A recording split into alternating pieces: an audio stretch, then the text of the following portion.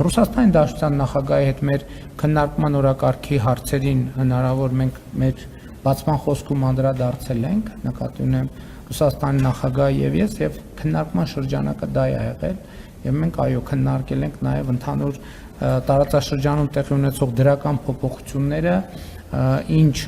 ինչ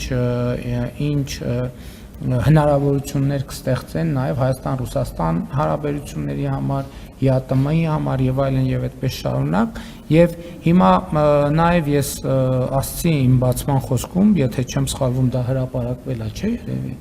որ նաև մենք հիմա կարևոր ենք համարում, որ Տավուշի հատվածում միջև առնվազն այս փուլում գոնե առաջին փուլում միջև Իջևան երկաթուղային կայարանը ներառյալ վերականգնման աշխատանքներ իրականացվեն, նաև Ախուրիկի հատվածում Հայաստան-Թուրքիա սահմանից միջև գործող երկաթուղային հատվածը վերականգնում իրականացվի եւ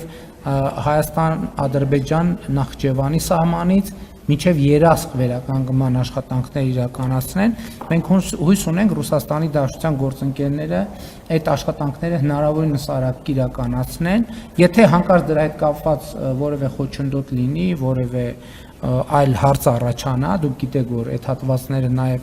ռուսական կոնցեսիայի ներքո են, ես նաև արտահայտել եմ մեր պատրաստակամությունը, որ Հայաստանի կառավարությունը կարող է այդ հատվածները վերցնել, այսինքն ետ վերցնել կոնցեսիայից եւ մենք պետական բյուջեի մեր միջոցներով այդ վերականգնումները կիրականացնենք, եթե հանկարծ պարզվի Ռուսաստանի Դաշնությունը պատշաճ ժամանակում այդ աշխատանքը իրականացնելու հետ կապված որևէ խնդիր ունի կամ որևէ խնդիր է տեսնում։